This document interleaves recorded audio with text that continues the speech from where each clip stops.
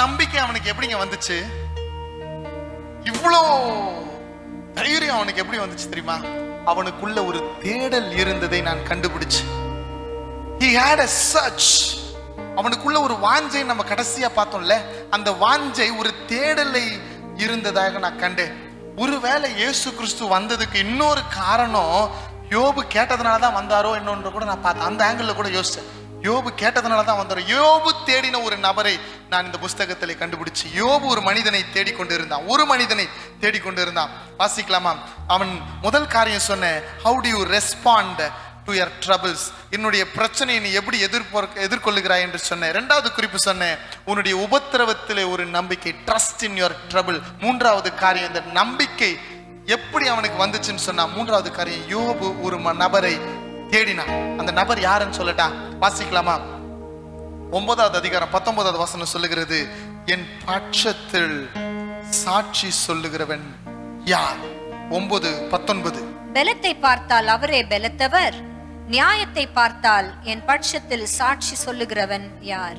என் பட்சத்தில், எனது பட்சத்தில் சாட்சி சொல்லுகிற ஒரு மனிதனை தேடினா யோபு.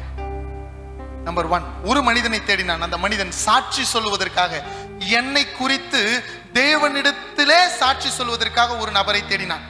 தன்னை குறித்து யாரிடத்திலே? கர்த்தரிடத்திலே சாட்சி சொல்லுகிற ஒரு நபரை அவன் தேடினான். அடுத்தபடியா 9:32 வாசிக்கலாமா? நான் அவருக்கு பிரதியுத்தரம் சொல்லுகிறதற்கும் நாங்கள் கூடி நியாயத்திற்கு வருகிறதற்கும் அவர் என்னை போல மனுஷன் அல்லவே. அவன் எதிர்பார்த்த அந்த நபர் யார் தெரியுமா? ஒரு மனுஷனா இருக்கணும்னு எதிர்பார்த்தாயா? யோபு எதிர்பார்த்த நபர் எப்படி தெரியுமா? சாட்சி சொல்லணும். அவர் எப்படி இருக்கணும்? கடவுளா இருந்தாருன்னா அவருக்கு தெரியாதே, என் வேதனை அவ்வளவு பெருசா இருக்குதியா, அவர் என்னை போல ஒரு மனுஷன் அல்லவே. அவன் எதிர்பார்த்த ஒரு நபர் யாரா இருக்கணும்னு எதிர்பார்த்தான், ஒரு மனிதனாக இருக்கணும்னு அவன் எதிர்பார்த்தான். மூன்றாவது சொல்லலாமா? 9:33 வாசிக்கலாமே? எங்கள் இருவர் மேலும் தன் கையை வைக்கத்தக்க. அப்படியே இருங்க. எங்க இருவர் மேலும், கடவுள் மேலையும் மனுஷ மேலையும் வாசிங்க, வைக்கத்தக்க, தன் கையை வைக்கத்தக்க மத்தியஸ்தன் எங்களுக்குள் இல்லையே. மத்தியஸ்தன் எங்களுக்குள் இல்லையே. சாட்சி சொல்ல ஒருவர் இருந்தா நல்லாமா இருக்கும். அந்த சாட்சி சொல்ல ஒருவர் மனிதனா இருந்தா நல்லா இருக்கும். அந்த மனிதன் என்னையும் தொடணும், கடவுளையும் தொடணும். அவர் ஒரு மத்தியஸ்தனா இருந்தா நல்லா இருக்கும்னு கேட்டாயா? அந்த மத்தியஸ்தன் வேதம் அழகா சொல்லுகிறது புதிய ஏற்பாடுல. அந்த மத்தியஸ்தன் யார் தெரியுமா? அந்த மத்தியஸ்தன் யார் தெரியுமா? கிறிஸ்து. He is Christ. ஆமென். அவர் உனக்காக எனக்காக மத்தியஸ்தராய், உலகத்திற்கும் பரலோகத்துக்கும் நீ கிராஸ் பண்ணணும்னா there is a cross in between and that cross is Jesus. அந்த கிராஸ் இயேசுதான். ஹalleluya. அவர் மத்தியஸ்தன். ஆமென். ஒரு மத்தியஸ்தன் இருந்தால் நலமா இருக்கும். ஹalleluya. 10வது அதிகாரம் 7வது வசனத்தை வாசிங்க. அந்த மத்தியஸ்தன் ஏன் இருக்கணும்னு சொன்னா, அந்த மத்தியஸ்தன் தான் என்னை தப்புவிக்க முடியும். 10வது அதிகாரம் 7வது வசனம் வாசிங்க. நான் துன்மார்க்கன் அல்ல என்பது உமக்கு தெரியும். நான் துன்மார்க்கன் அல்ல என்பது உமக்கு தெரியும். உம்முடைய கைக்கு என்னை தப்புவிக்கிறவன் இல்லை. என்னை தப்புவிக்கிறவன் யார்? இல்லையே. மத்தியஸ்தன் இருந்தால் என்னை தப்புவித்திருப்பாரே. அவனுடைய அங்கலாய்ப்பின் அடுத்த மனிதன். ஹalleluya. யாரு என்னை தப்புவிப்பவன் யார்? அடுத்தது 16வது அதிகாரம் 21வது வசனத்தை வாசிங்க. ஒரு மனுபுத்திரன் தன் சிநேகிதனுக்காக வழக்காடுகிறது போல, ஒரு மனுபுத்திரன் தன் சிநேகிதனுக்காக வழக்காடுகிறது போல, தேவனோடே மனுஷனுக்காக வழக்காடுகிறவர் ஒருவர் உண்டானால் நலமாயிருக்கும். இந்த கேள்விக்கு தான் கடவுள் பதில் தந்தாரோ? தேவனோடு கூட மனுஷனுக்காக வழக்காட ஒரு வழக்கறிஞரை தேடினாரியா? அந்த அட்வொகேட் யார் தெரியுமா? இன்னைக்கும் he is advocating for you and me. He is advocating there. பரிசுத்தாவியானவர் அனுப்பிச்சிட்டாரு. கிறிஸ்து அங்க மேல இருக்கிறார். பரிசுத்தாவியானவர் நமக்காக இங்கே உங்களோடு கூட இருப்பார். நான் உங்களுக்காக ஸ்தலத்தை ஆயத்தம் பண்ணி கொண்டு இருக்கிறேன். சும்மா இல்லைங்க, உனக்காக எனக்காக என் மகன் என் ரத்தத்தினாலே கழுவப்படணும்னு வழக்காடி கொண்டு இருக்கிறார். இந்த அங்கலாய்ப்புக்கு தான் இயேசு அனுப்பினாரோ? எனக்காக வழக்காட ஒருவர். கல்யாணமாய் வந்தவங்க சொல்லுவாங்க, என்ன தெரியுமா சொல்லுவாங்க? அடிக்கடி பெண்கள் சொல்லுகிற வார்த்தையை நான் கேட்டிருக்கிறேன், எனக்காக பேசுறதுக்கு இந்த வீட்டுல யாருமே இல்லைங்க. உண்மையா இல்லையா? கடைசியா சொல்லுவாங்க உங்க வீட்டுக்காரர்கிட்ட சாப்பாடு போட்டு கொடுத்துட்டு தண்ணி எல்லாம் கொடுத்துட்டு கடைசியா ரூமுக்கு வரும்போது சொல்லுவாங்க, என்ன சொல்லுவாங்க தெரியுமா? நீங்க கூட எனக்காக பேசல, உனக்காக வழக்காட ஒருவர் இருக்கிறார்ப்பா. உனக்காக வழக்காட. யோபு கேட்டானே, எனக்காக வழக்காட. இதெல்லாம் நம்பிக்கை வச்சுட்டு சொல்றேன்யா, அந்த நம்பிக்கையின் உக்கரத்துல சொல்றேன். எனக்காக வழக்காட ஒருவர் இருந்தால் நலமா இருக்கும். ஒரு சிநேகிதனுக்காக, அந்த சிநேகிதனை போல வந்தவர் தாங்க கிறிஸ்து. ஆமென். அடுத்தது வாசிக்கலாமா? இந்த வசனத்தை நோட் பண்ணாம விட்டுட்டேன். தேவரீர் என் காரியத்தை மேல் போட்டுக்கொண்டு எனக்காக பிணைக்கப்படுவீராக. 17:3. தேவரீர் என் காரியத்தை மேல் போட்டுக்கொண்டு எனக்காக பிணைப்படுவீராக. வேற யார் எனக்கு கை கொடுக்கத்தக்கவர்? பிணைப்படுவது என்பது என்ன சொல்லுங்க?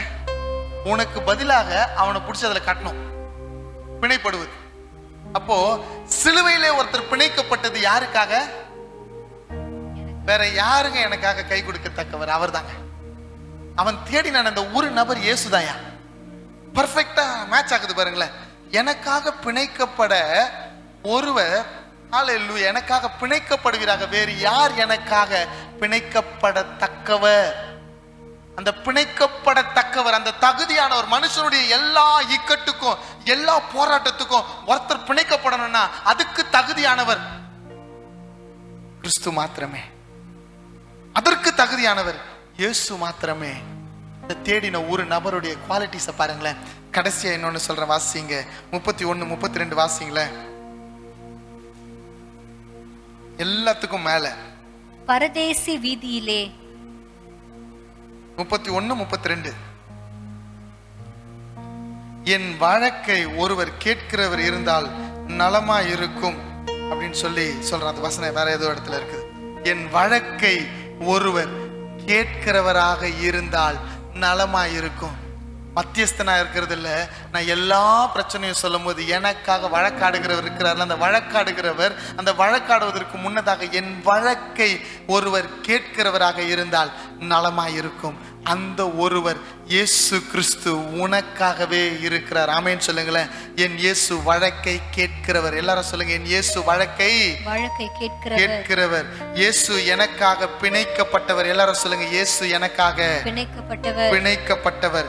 இயேசு எனக்காக வழக்காடுகிறவர். 16:21 படி இயேசு எனக்காக வழக்காடுகிறவர். ஆமென், ஹல்லேலூயா. இயேசு மத்தியஸ்தனாய் இருந்தவர். ஆமென் சொல்லுங்களேன். இயேசு மத்தியஸ்தனாய் இருந்தவர். இயேசு என்னை தப்புவித்தவர். இயேசு என்னை போல உன்னை போல மனிதனாய் பிறந்தவர். இயேசு என் பட்சத்தில் சாட்சி சொல்லுகிறவராக இருந்தார். ஆமென் சொல்லுங்களேன். அந்த இயேசு யோபுக்கு இருந்தாரா இல்லையான்னு எனக்கு தெரியாதுங்க. ஆனா எனக்கு ஒண்ணு மட்டும் தெரியும், அந்நிய கண்கள் அல்ல, அவன் கண்கள் இயேசுவை, கடவுளை கண்டது. அவனுடைய நம்பிக்கை வீண் போகவே இல்லை. 42வது அதிகாரத்துல இதோ நானும் உம்மை கண்டேன் என்று அவன் சொன்னான். அவன் புலம்பின எல்லா புலம்பலுக்கும் காரணமாய் இருந்த அந்த சிநேகிதன் மத்தியில கர்த்தர் அவனை கனப்படுத்தினார். அவன் சிநேகிதன்களுக்காக அவனை ஜெபிக்க வைத்து அவன் உபத்திரவத்திலிருந்து அவனை விடுவிக்க சொன்னார். அவன் சிநேகிதர் இடத்துல அவமானப்படுத்தினால, நீ நீதிமான் இல்லைன்னு சொன்னால, ஆண்டவர் என்ன தெரியுமா சொன்னாரு? இந்த சிநேகிதர்கள் பாவ மன்னிப்பு செய்யணும்னு சொன்ன அந்த சிநேகிதர்களுக்காக விண்ணப்பம் செய்ய சொல்ல, சர்வாங்க தகன பலிகளை செலுத்தி அவர்களுக்காக விண்ணப்பம் செய்ய சொன்னார்.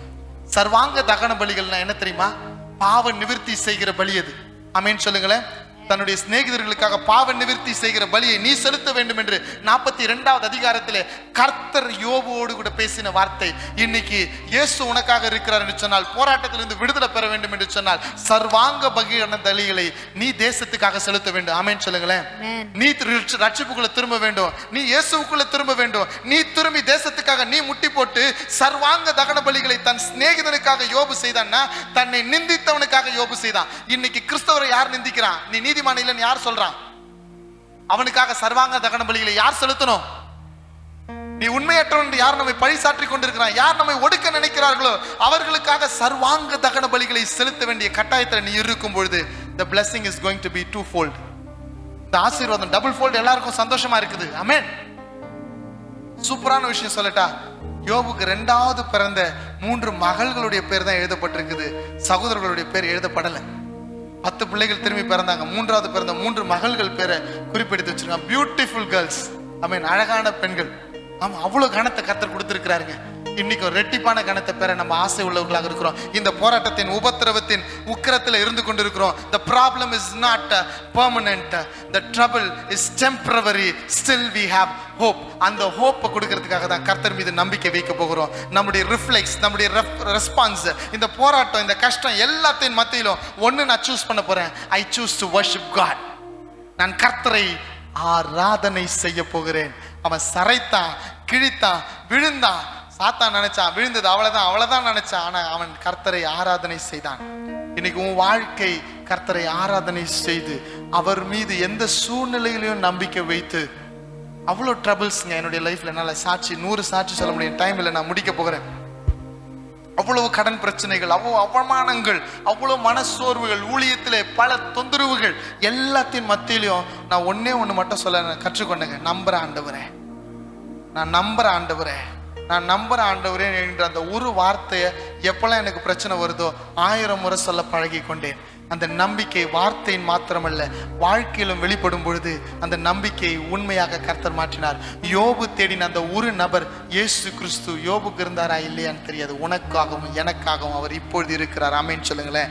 இந்த ட்ரபிள்ஸ்ல, இந்த போராட்டத்துல, இந்த வேதனையில, இந்த கஷ்டத்தின் மத்தியில, இந்த உக்கிர தாண்டவம் ஆடிக்கொண்டிருக்கிற, உலகமே கலங்கி கொண்டிருக்கிற இந்த நேரத்துல ஒரு நம்பிக்கை உண்டு. அந்த நம்பிக்கை இயேசு மாத்திரமே. அந்நிய கண்கள் அல்ல, என் கண்கள் அவரை காணும். என் மீட்பர் உயிரோடு இருக்கிறார். சொல்லலாமா எல்லாரும்? என் மீட்பர் உயிரோடு இருக்கிறார். கண்களை மூடி ஜெபிப்போமே. ஆண்டவரே, இந்த வார்த்தைகளுக்காக நன்றி. ஆண்டவரே, எங்களுக்காக சாட்சி சொல்லுகிறவராய், ஆண்டவரே, என்னை போல பாடுள்ள மனிதனாகி மத்தியஸ்தனாக எங்களை தப்புவிக்கும்படியாக, ஆண்டவரே, என் காரியத்தை மேல் போட்டுக்கொண்டு எனக்காக பிணைக்கப்பட்டவராக, எனக்காக வழக்காடுகிறவராக, என் வழக்கை கேட்கிற ஒருவராக நீர் இருக்கிறபடினாலே உமக்கு நன்றி. ஆண்டவரே, இந்த உபத்திரவம் நிரந்தரமானது அல்ல. இந்த ருக்ர தாண்டவம் மாறும் என்னுடைய மன திரும்புதலின் பேரில். இதோ கர்த்தரை அறிந்திருக்கிற தன்னுடைய ஜனம் தங்கள் பொல்லாத வழியை விட்டு கர்த்தரிடத்தில் திரும்பும் என்றால் தேசத்துக்கு சேமம் உண்டாகும் என்று வசனம் சொல்லுகிறது. நாம் திரும்புவோம், மக்களை கர்த்தரிடமாய் திருப்புவோம். இந்த உபத்திரவம் நிரந்தரம் அல்ல, நிச்சயம் மாறும். நம்ம எல்லாரும் ஒருமனப்பட்டு ஜெபிக்க போறோம்.